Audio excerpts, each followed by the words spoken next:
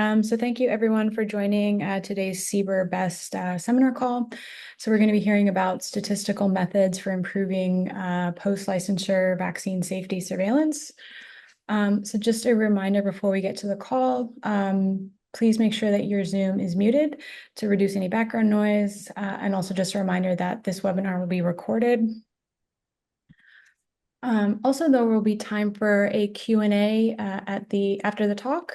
So if you think of any questions during the talk, we ask that you submit them using the Q&A button at the bottom of your Zoom screen, and then we'll use the questions in there to facilitate our discussion after the talk. All right, so today we are going to be hearing from Dr. Jennifer Nielsen, who is the director of the Biostatistics division at Kaiser Permanente's Washington Health Research Institute and an affiliate professor of biostatistics at the University of Washington. So her research focuses on methods to quantify post-market safety and effectiveness for vaccines and drugs, with an emphasis on addressing statistical challenges of using electronic health record data from large health systems.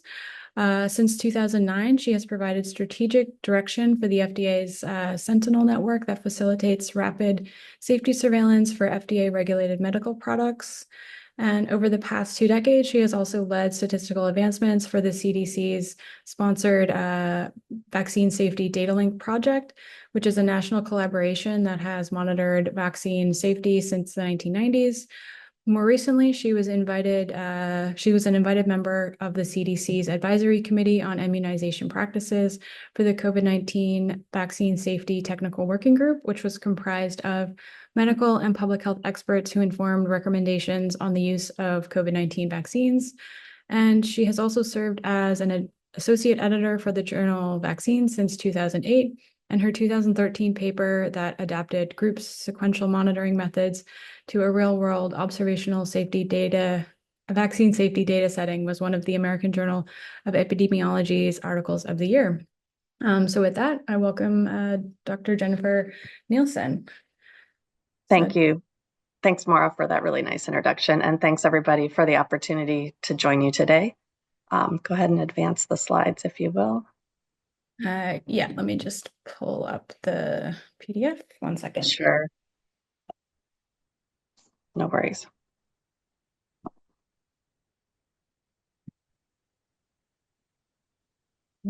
Okay. You see the PDF? Yep. Great. And go ahead to the next slide. I think there are a couple of disclosures there that I wanted to show, and then the next slide. Before I jump in to my material today, I just first wanted to briefly introduce my organization and what we do at KPWHRI. I often like to describe us as a mini school of public health that's embedded within a healthcare system, in our case, Kaiser Permanente, Washington. Is it showing full screen for other folks?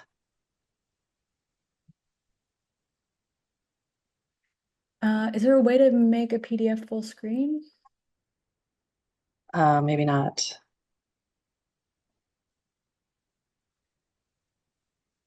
Sorry, folks, we're dealing with some technical issues this morning, so. It should. Okay, there we see the bottom. I don't have a good solution to that. Yeah, apologies. We're having power outage in Seattle, and I was not, oh, there we go, able to get a version of slides across the electronic waves that I wanted to. And I really appreciate Maura's creativity in getting us what we need. That works well.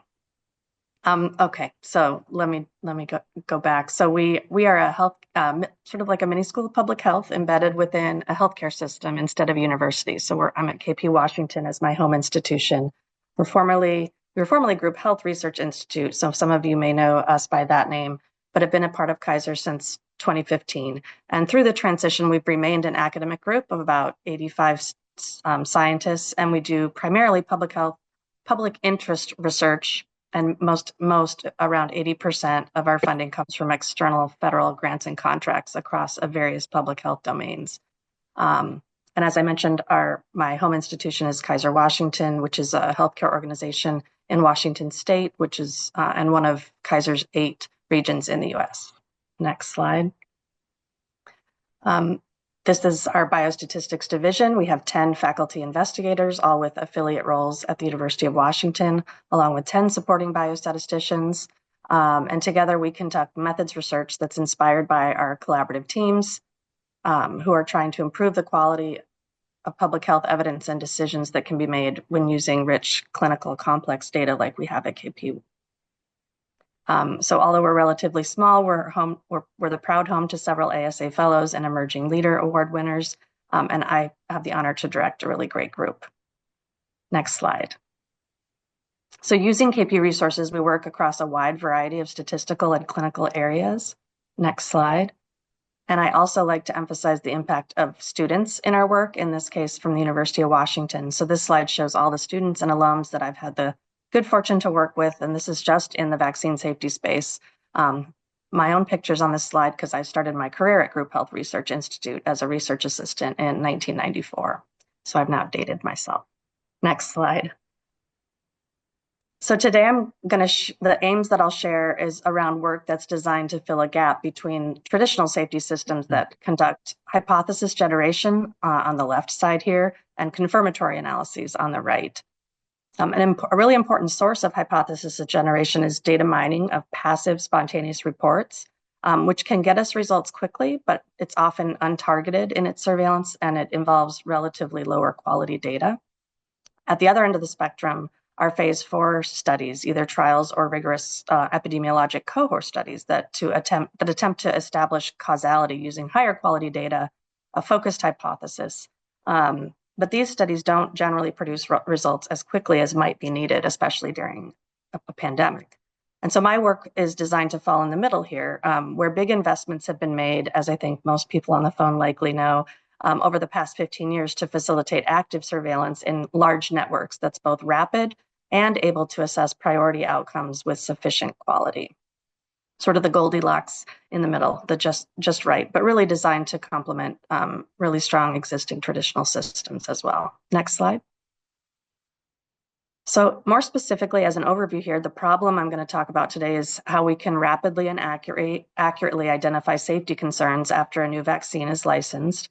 The setting that I'm going to focus in is these large multi-site claims and electronic health record data sets, so observational data that are not collected for research.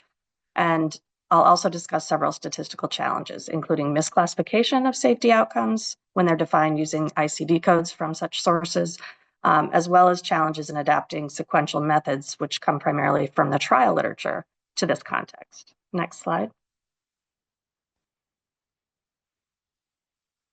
Okay, so here is what I hope to cover today. I'll talk about the data setting. I'll describe some examples, challenges, and then I will talk about what we're doing next to address some of those challenges.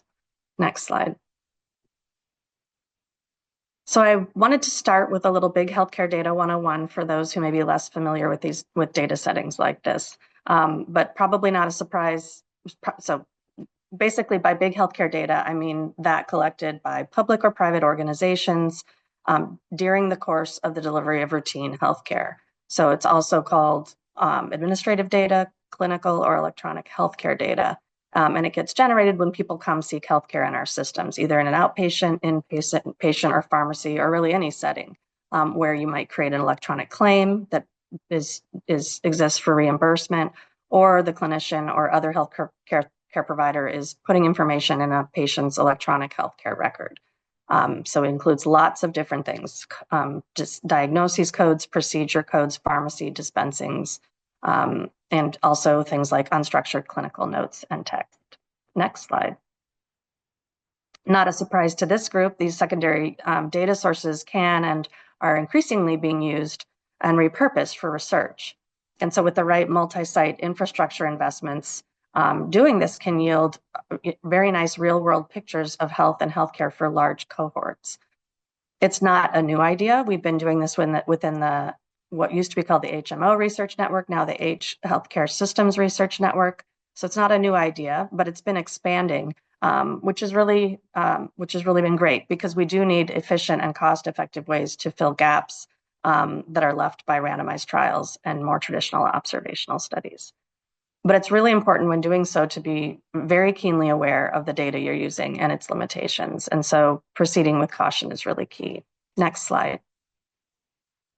So one network I will focus on today that I've had the pleasure to be involved with for a few decades now is the CDC's Vaccine Safety Datalink, which is a collaboration between CDC and now 12 healthcare systems in the US. Next slide. VSD was established in 1990 or so and has assembled data on over 12 million patients. In 2005, weekly updating of the databases that are maintained within this network has helped facilitate the conduct of active surveillance for safety, in addition to traditional retrospective safety studies that had been ongoing up until that point. Next slide. So VSD's data includes both electronic information, such as enrollment files, immunization files, ICD codes from outpatient, emergency department, and hospital visits, that gets linked across databases within a site and then across sites. And then we often combine this information with manual chart review. Generally, we use physician review when we want to confirm presumptively identified safety outcome diagnoses that are based on ICD codes. So those are the two main sources of information used within the VSD. Next slide. And as I mentioned, the weekly updating of this information since about 2005 has permitted real-time safety surveillance of new vaccines as they are approved and licensed as the new vaccine uptake occurs. Next slide.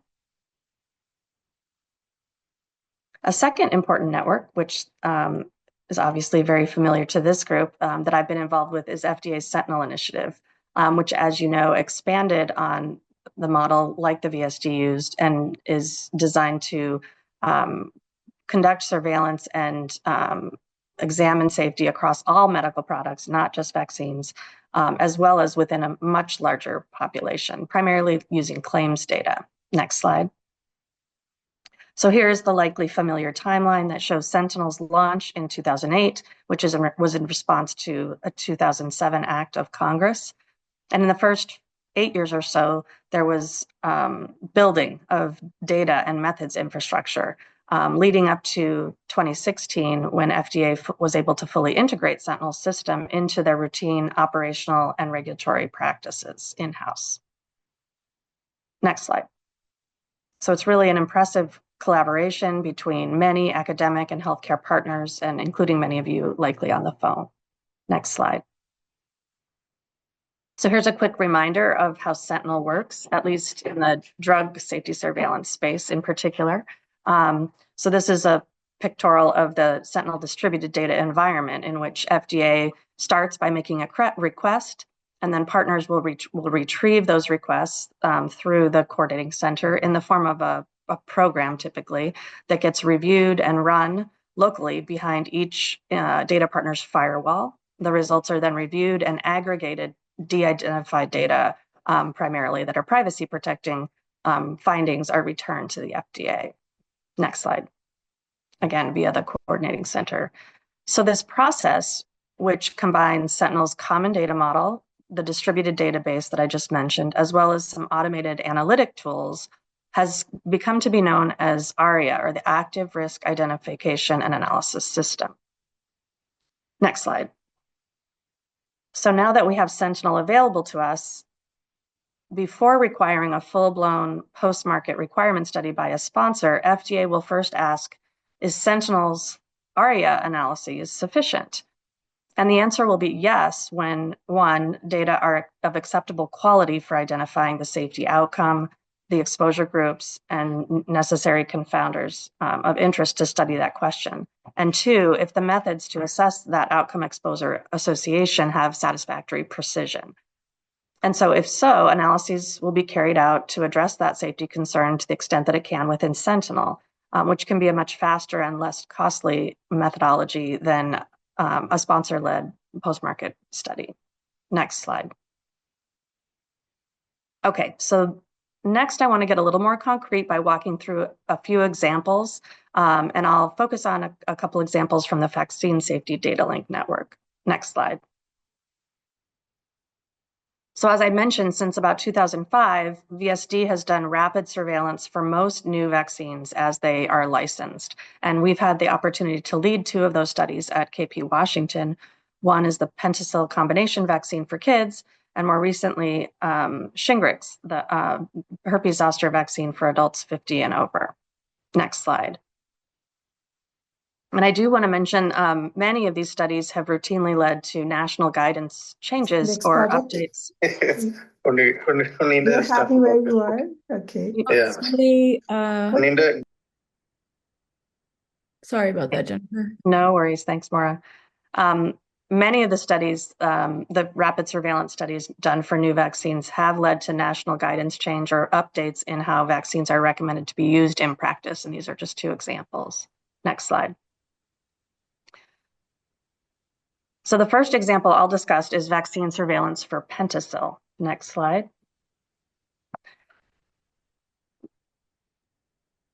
So Penticil is a combination pediatric vaccine that was licensed in 2008 as part of the infant series. And using a historically controlled design, we monitored for several potential ICD-9 code-based outcomes, including those shown here, like seizure and fever. And this table describes the way in which these were defined using codes and the interval of time and the setting in which those occurred, for which we were of interest in this study. Next slide. And the second example I'll discuss is for Shingrix vaccine surveillance. Next slide. Shingrix is a recombinant zoster vaccine that was licensed in 2017 to prevent herpes zoster. And again, we used a historical controlled design. And in this case, we monitored for 10 primary outcomes, including stroke, NMI, and Guillain-Barré syndrome, along with 11 secondary outcomes, all of which included systemic and local reactions and some eye-related diseases. And all of these, again, were ICD-9 code-based outcomes. Next slide. So both studies involve sequential testing, which means sort of looking at the data over time in an interim fashion. And so here's a summary of their somewhat similar sequential designs. So in both cases, we conducted interim testing. We conducted 11 tests over time as Penticil uptake occurred based on dose accrual, or what I'll call information time. So equally spaced tests between a certain number of doses that we wanted to see accrue. For Shingrix, we conducted 18 monthly tests. So we didn't base our testing on how many doses had been occurring, but simply based on calendar time. In both instances, we also delayed the conduct of the first test so that we could allow for some initial uptake to occur, let the data settle, let variability reduce.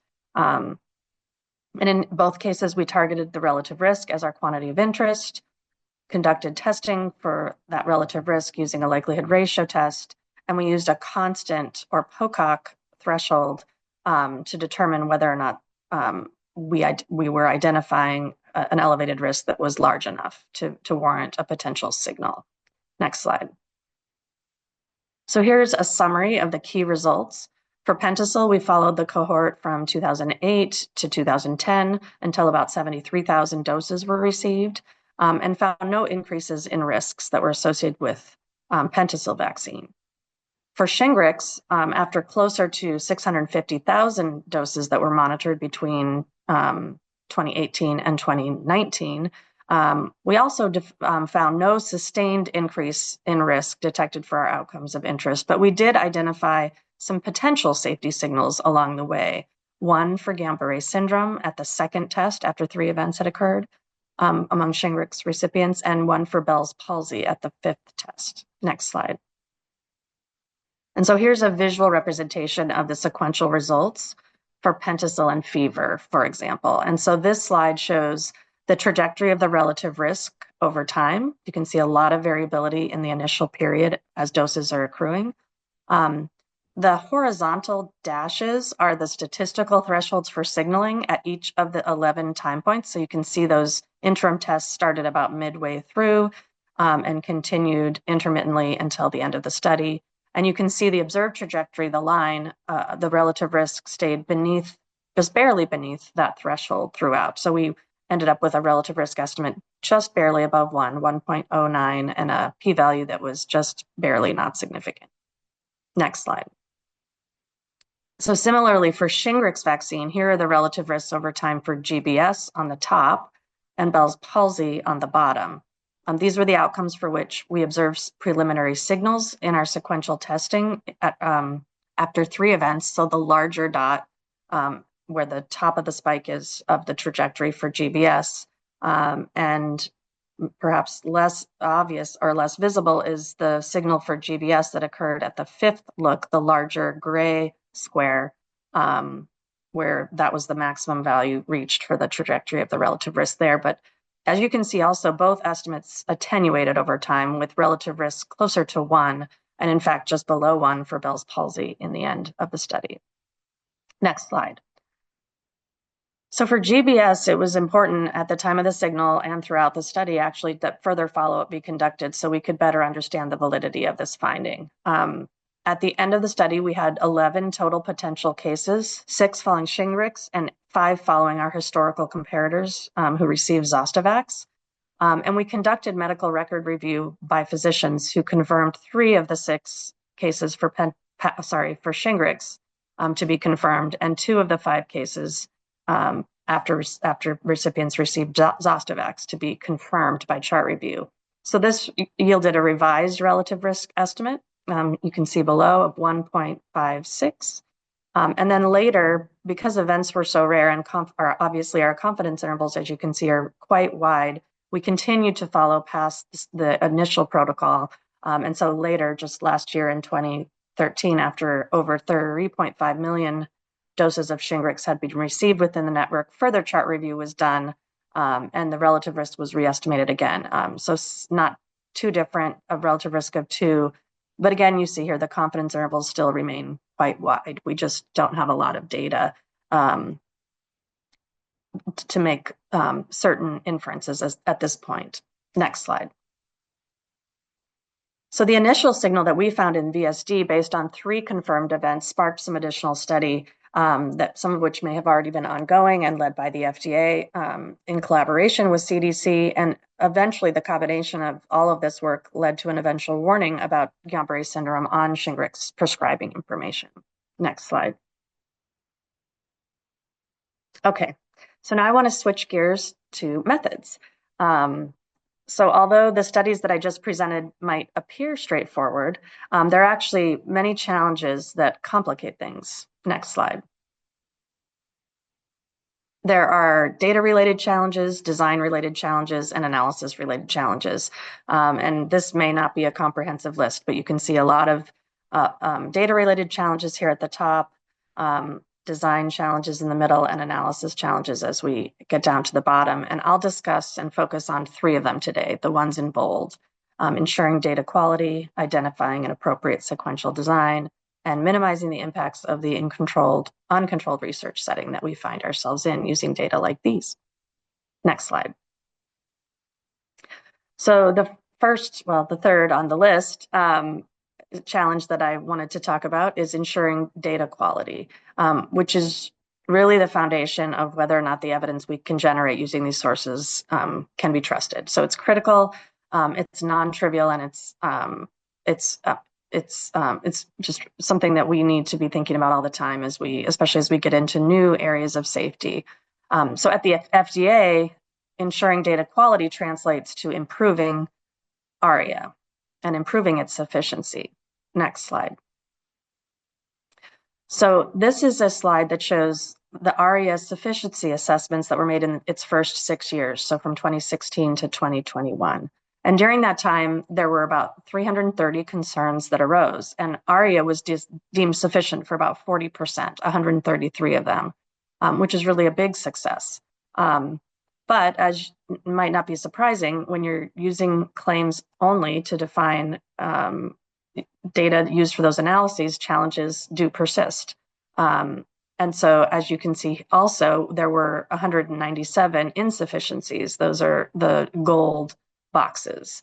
And the most common reason for insufficiency of ARIA, 67% of the time, was inaccurate claims-based outcome algorithm. And those are shown in the red highlighted boxes. So 132 that fell into that category. Next slide. And so a major goal in Sentinel has been to expand RA's sufficiency by increasing outcome accuracy and also the efficiency with which these outcomes can be generated. And so here's a list of some of the originally sufficient outcomes and some of the originally insufficient outcomes. And so using two of these example outcomes that were originally deemed to be insufficient as case studies, we asked a couple of questions. First, can we use NLP to extract data from clinical notes that will capture, that will improve the capture of clinically complex outcomes that have been previously insufficient? So in other words, can we improve phenotyping accuracy?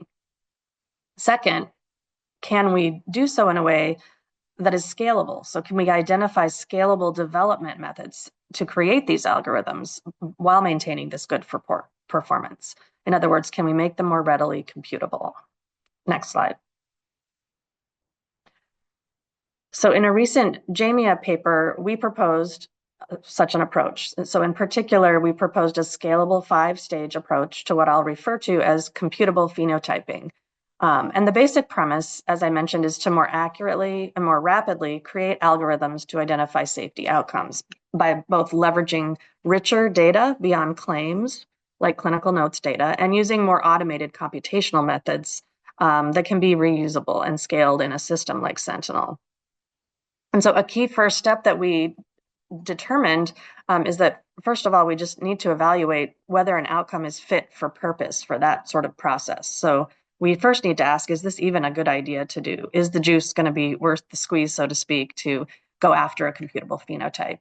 And so to do this, we propose assessing ahead of time the feasibility of developing a computable phenotyping algorithm that has strong promise to deliver the desired performance, given that outcome's clinical and data complexity. And that's what this plot, that's probably too small to see, is getting at. So with increasing clinical complexity of the outcome or increasing data complexity of the outcome, this type of process may be less of a good idea. So although our work focused on two examples from the prior slide, anaphylaxis and acute pancreatitis, our end goal of this was not a one-off outcome-specific solution, but really a general framework that FDA and others could use and reuse for many outcomes. And so to do this, we need to address the costly bottlenecks that occur, next slide, in traditional phenotype development processes. And that's what I'm showing in this picture. So the traditional steps of phenotype development are to first, so starting on the left here, identify your population of interest. And often we do this because events are so rare, we don't stick to the full patient population, but we identify a subset of patients with a presumptive indicator of the outcome, like an ICD-9 code. So that's our potential case circle.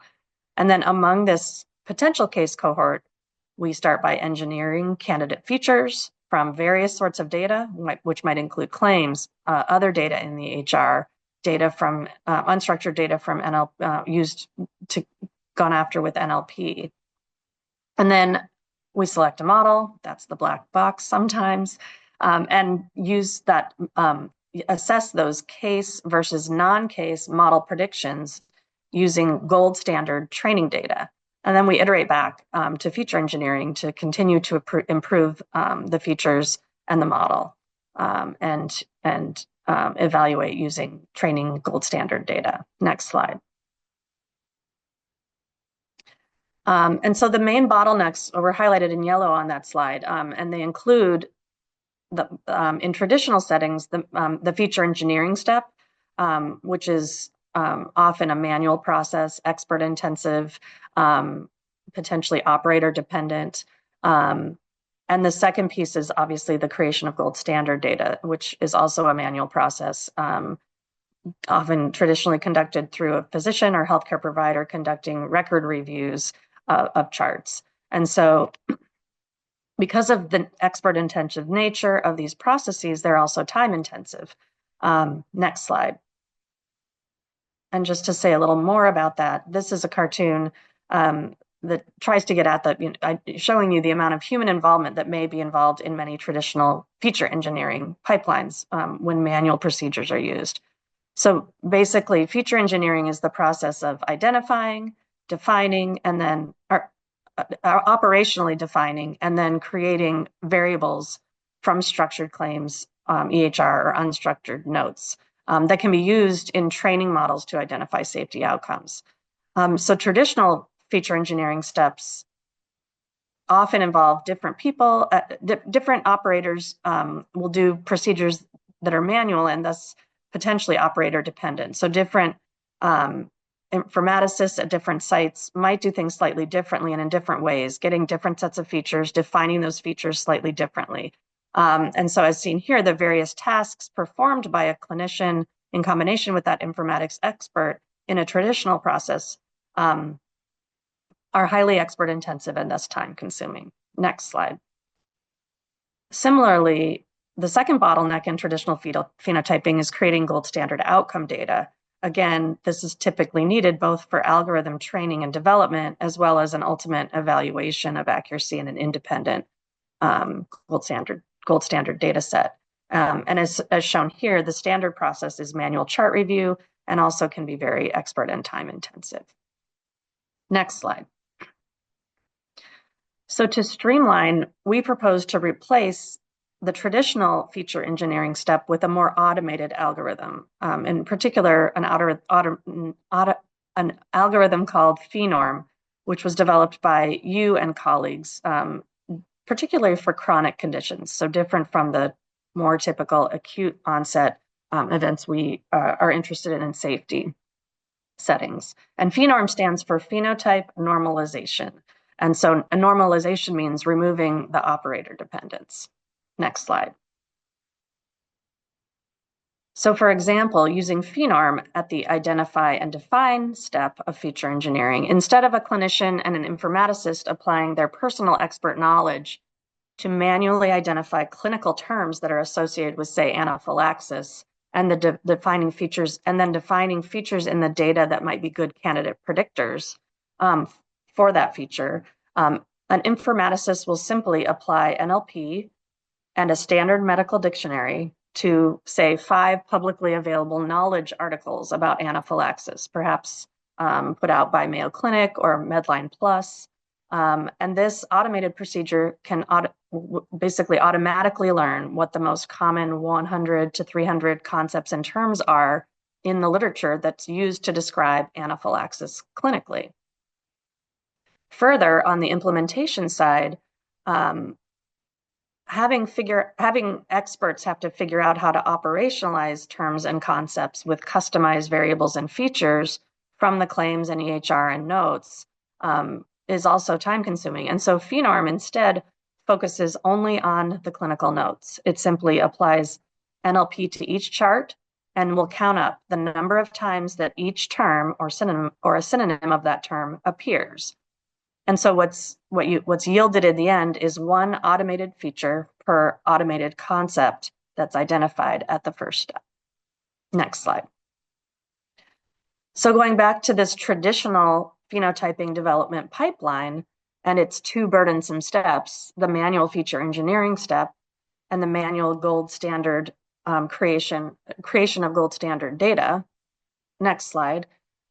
You can see in the next slide, with more automated computable phenotyping, we remove some of those burdensome steps. So phenorm here is only using NLP features, not claims data, not the other EHR data at that feature engineering step. And so the time-intensive feature engineering of claims, combinations of diagnosis codes and procedures, or other EHR data like signs and symptoms is not required. Also, phenorm does not use gold standard data to train the models. Gold standard data are only used once at the final evaluation step. So at the training phase, it instead uses something called silver labels, and you can think of them as like surrogate endpoints. And these measures are readily available in claims data. They don't take time-intensive manual chart review to get. And they're available on everyone. So something like how many times did that automated feature, on how many days did that automated feature appear in somebody's notes? That's an example of a silver label. And they're available on everyone. So they have the further advantage of getting to use training data on more patients, so more precision, instead of using gold standard trading data that you can only get on a subsample, and that takes away from the sample that you use for final evaluation of the method using independent gold standard data. Next slide. And so we found this phenorm approach to actually be quite promising, with some early results that applied this approach in Sentinel, including this one, which is describing a phenorm algorithm for COVID-19 disease, led out of Vanderbilt by Josh Smith, along with my colleague David Carroll at KP Washington. And they found the phenorm algorithm to have high area under the curve, sensitivity, PPV, in two very different healthcare settings, Vanderbilt and KP Washington. We've also seen very strong preliminary performance improvements in the accuracy of anaphylaxis when using a phenorm algorithm, seeing gains from PPVs of around 0.6 when you use ICD-9 cone-based outcome algorithms, up to 0.8 with a phenorm algorithm. Next slide. Okay, so let's go back to the challenges. And the second or fourth on this list challenge that I wanted to discuss was identifying an appropriate sequential design. Next slide. So this slide is not, I'm not going to go through everything. It's meant to show that there's a really old and relatively vast literature on sequential testing, starting with industrial quality control settings, and then decades of development of sequential methods for efficacy trials. And only more recently, at the bottom, have these approaches been considered in settings of interest like ours, in particular in observational safety settings using EHR data. Next slide. Despite this different setting, the key questions to address when conducting a sequential design or when developing a sequential design are really the same. What should the target of interest be? Relative risk difference. What should be the monitoring frequency? How often should we look at these data as they accrue over time? What threshold should we use to indicate that we are concerned about a safety signal? So that's not different, nor is the general analytic approach, which basically says as the data accrue, compute a test statistic, and in trials, one typically stops. In our setting, it's typically a signal that indicates that we should be conducting some sort of further follow-up. So if we exceed the threshold, we reject the hypothesis we reject the null hypothesis and conclude that we may have an increased risk, and otherwise we continue monitoring. The difference really is that the answer to these questions, what target, what frequency, and what threshold, will vary in an observational setting versus an efficacy trial, just like they'll vary across different trial settings, because the trade-offs and considerations are different. Next slide. So in trials, a common stopping boundary or signaling threshold in our case is shown here in red, sort of this O'Brien-Fleming curve. And often there's much more periodic looks, so maybe 1 or 2 interim looks during the course of a clinical trial. And this is intentionally done to conserve power early on and preserve power at the final test. So you can see at the far bottom right that the threshold for signaling gets to be lower. You're trying to avoid making false positive errors, and you prevent them. You're conservative early on, which allows you to have a lower boundary later. So in the VSD, in contrast, investigators initially used the solid black line, the top black line in this plot, the horizontal line. And so this is what we call a Pocock boundary. There was also use of weekly testing to encourage detection of even very early signals as soon as possible, especially if we're looking at a very vulnerable population. As you may remember from the slides I showed earlier on Pentosil and Shingrix, we've used something more like the bottom black line, the dashed line. And that one shows, sort of this waiting for the first part of this surveillance period to allow some data to accrue, to get over that sort of more highly variable period where, as you recall, in those trajectories of the relative risk where we saw a lot of variability. And so waiting to conduct that first test until some data have accrued. And this also, because we're waiting later, and in this particular example, looking less frequently also permits us to have increased power at the end of the study. Next slide. So another reason we made the choice to sort of delay the first test in the two studies that I mentioned is because of the final challenge I want to talk about, which is minimizing the impact of uncontrolled data and study setting.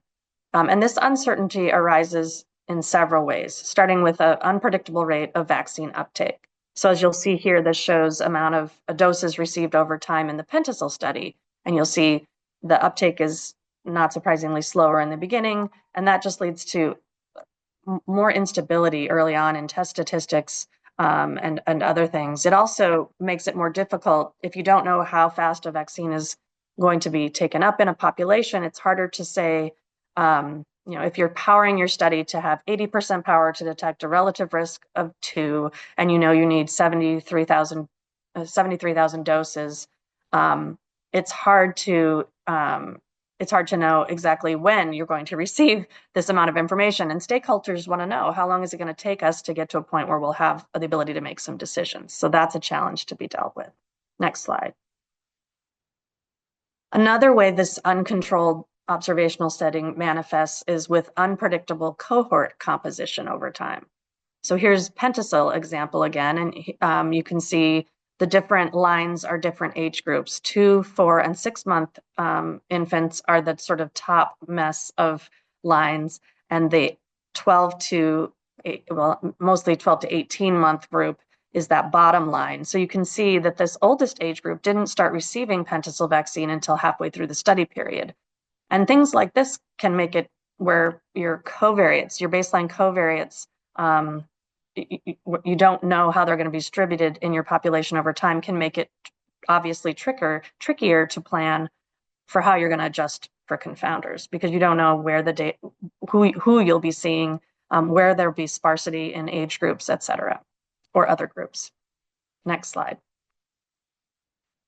Further, and more subtly, I think, is the fact that we have unpredictable data, since we access them in real time from dynamic and changing healthcare system data sources that we don't control. So for example, data can arrive late.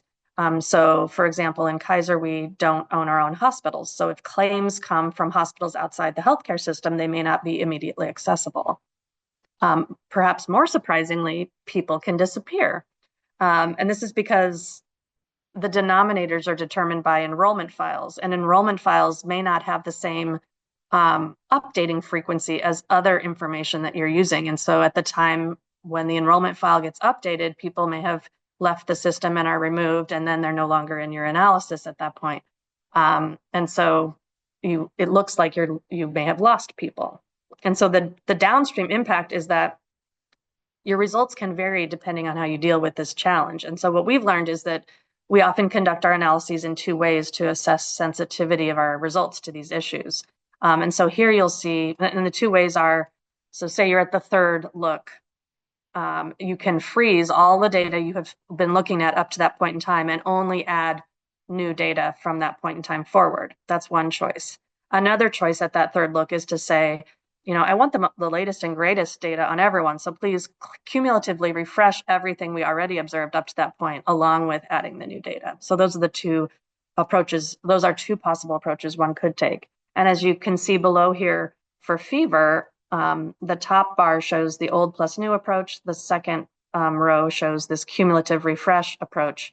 You can see that it makes a difference. The number of doses is different. The number of adverse events can change. Even whether or not you observe a signal can change. This top line, our log likelihood ratio statistic, exceeded our critical value when we used the old plus new approach, but it didn't when we used the cumulative refresh approach. But the good news is, despite data changes, which if you've designed your study well, shouldn't make a big difference, the relative risk estimate really is quite robust here. It's showing very similar stable results and telling the same story with a relative risk of about 1.1 in both cases. Next slide. So last, and perhaps not surprisingly, an uncontrolled setting means that we can have unmeasured confounding. And this is a bias that has been documented to be quite large in many vaccine settings. For example, the article at the bottom is one where we looked at the magnitude of healthy user bias when examining the effects of flu vaccine effectiveness in senior populations. And so this is really an important and not ignorable bias that needs to be considered, and especially in older vaccine populations. And so I've had the pleasure to collaborate with a former student of mine who's now a associate professor at the University of Michigan to use double negative control adjustment methods and begin to put those into practice to correct for this type of error in studies like the herpes zoster safety surveillance study. Next slide. Okay, so down to my last item here. So I want to just briefly mention some of the things that we're working on now and where we're going from here in this arena. Next slide. And for me, it always I'm always reminding myself of what have I learned already. And so what I hope that I've shown today is that traditional post-licensure safety surveillance systems do have some gaps. And we are able to fill some of those gaps with rapid surveillance using claims and EHR systems, many of which are now well established. There are many challenges. We talked about outcome accuracy, sequential design, uncontrolled research setting, and there has been good progress. There's the beginnings of a general framework for scalable phenotyping to improve outcome accuracy, and a new class of sequential testing methods has also emerged to address these issues. And within our group, at least, we're working to have continued success in this area by engaging with epidemiologists and biostatistician leaders in collaborations like Sentinel and the VSD to continue to promote the use of principled methods to create as accurate and actionable as evidence as we can so that good decisions can be made around safety for public health. And there are a lot of really interesting and emerging new data and method strategies that I think are important to consider. Next slide. And this is a little bit dense, but just wanted to sort of share things we're working on now. So we're continuing to work both with the CDC and FDA on infrastructure building, as well as putting methods into practice. So Sentinel is expanding rapidly from claims into more richer EHR data sources. We continue to use the new methodologies that we're creating to put into practice in the VSD. New RSV vaccines have come online, and we're seeing opportunities to test methods in those settings. And some of the problems that we're tackling now are related to, but go beyond the things I've talked about today, including heterogeneity in coding practices across sites and over time. Heterogeneity across sites in outcome phenotyping algorithm development and transportability of those. Unmeasured confounding I mentioned. Also working on problems where we have missing data by design. So when in Sentinel, when you have claims data on the full population, but EHR data only on a subset or maybe a different subset of people, how can we leverage both types of data maximally to increase our precision to answer question? And so methods we're working on to address those problems include data harmonization efforts across site and over time, so that before we even put these inputs, these data inputs of outcome and exposure into models to do prediction and inference, we're making sure they're better aligned and meaning the same thing across different sites. We're assessing feasibility and transportability of phenotyping algorithms. As I mentioned, learning to use more sophisticated methods that allow us to look at negative control outcomes and exposures to improve causal inference and reduce unmeasured confounding. And we're also adapting and evaluating missing data methods, and in particular, for use in distributed settings like Sentinel, where they have been used, not used as much. Next slide. And so I have a lot of people across both the VSD and Sentinel, next slide, to acknowledge. Have really appreciated these longstanding teams and the opportunity to work in this really rich setting. Next slide. And there's contact information for me, and I'm happy to take questions either now or also offline if people are interested. Thanks so much. All right, thank you so much, Jen. So yeah, we have 10 minutes left. So I'll open the floor up to questions. I see Henry raise his hand. Yes, thank you for that wonderful presentation. Very much appreciate all the effort that is quietly going on behind the scenes. I'm going to stick my neck out there and ask, have you found a way to utilize your methods in a way that's understandable to the lay public who may be concerned due to recent political events and personnel announcements about the safety of vaccines writ large? So you're amongst a rarefied community of folks who understand high dimensional propensity score matching and things like that. How do you explain to somebody on Main Street in Middle America what it is you're doing beyond a reasonable doubt and in a 30-second soundbite? Yeah. Well, as a statistician, I don't know if it's so much the complicated statistics so much as it's the communication that matters. And I do, part of why I've enjoyed the career that I've had is I like to be a bridge between these, more complicated, these brilliant people who develop all these really great technical statistical tools. And I have part of my job, or what I've taken on as my job, is like, how can I help translate these to be used in research by epidemiologists? So I think of, an epidemiologist and a clinician researcher, the person who has come to me with the scientific question, and to be able to explain it and do that translation step. But I think what you're talking about is the next translation step from the research world to the public. And these are big gaps. And I think it's not easy. I've sat on many an advisory call where we are trying to grapple with taking complex questions and complex data and complex methods that have yielded a result.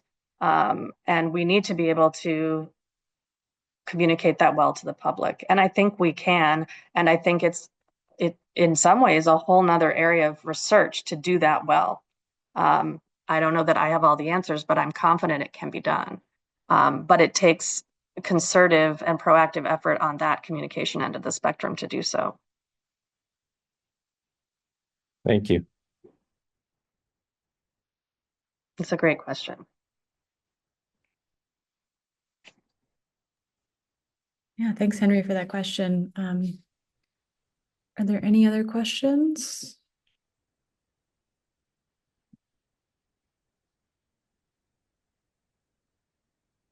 Okay, thank you so much for the presentation. My name is Oyewole. I'm actually speaking from Nigeria, in the Institute of Marine Biology in Nigeria.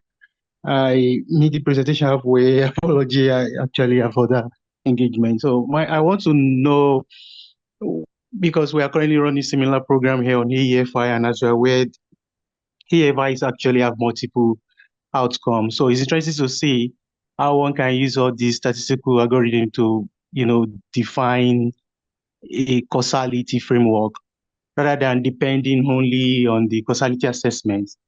So I want to know what techniques in particular, because I see that you are reporting some relative risk and rest.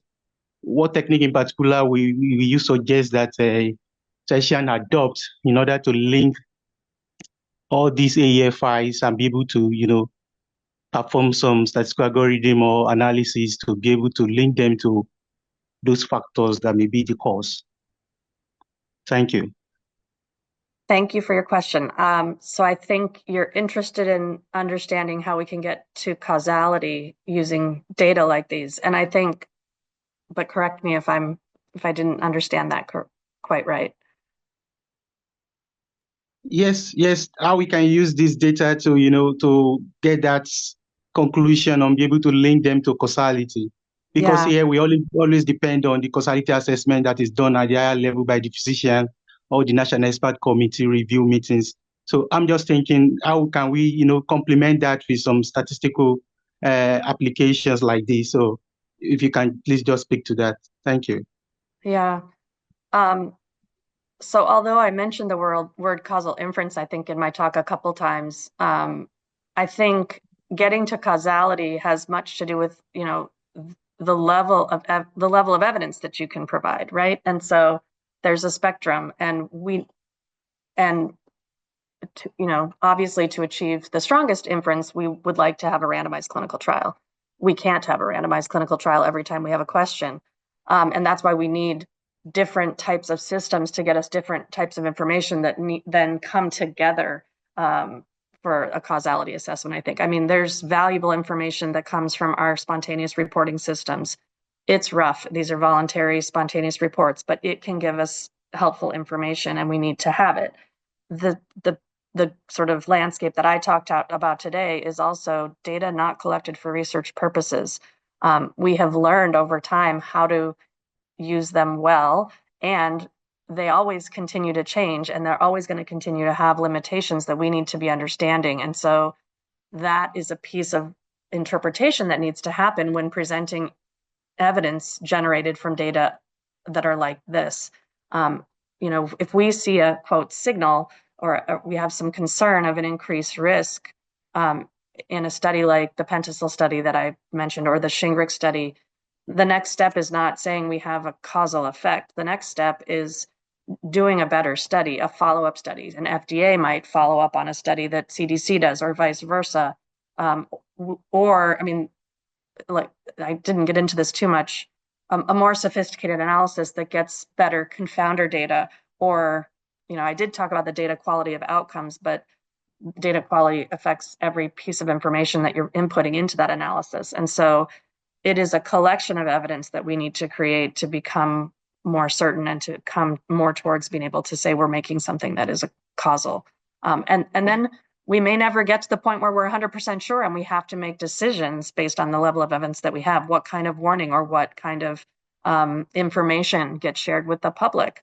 And I think during COVID, we experienced an accentuated challenge with that, with the moving nature of the disease over time, that made that even more difficult to do. But I think in the end, it's a collection of data from a collection of places that will add up to a picture that then gets synthesized to determine how close to causality we think we can get with answering these questions.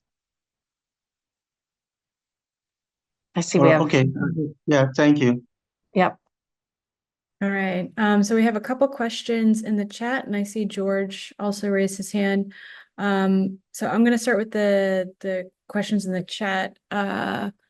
Shungyun Yang, you asked a couple questions. Do you want to ask your question out loud?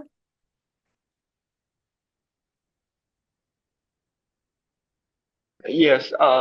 My question is there any method to phenotype to prevent certain participants have certain adverse event? For example, when the pandemic comes, especially the AstraZeneca COVID vaccine had been withdrawn because of unknown thrombosis. If there is a method or research to phenotype certain patients can have thrombosis with vaccination, it might be more safe to get vaccinated. So is there some kind of research or method can do this kind of phenotype to make more safe vaccination? So are you asking if we can learn if there are certain subgroups where we see the risk is higher, or there's enough of a higher risk that you would say we would not recommend vaccine for certain subgroups of people based on a profile? Is that what you're asking? Yes, detecting certain patients have a higher risk of, for example, more practically, Yeah.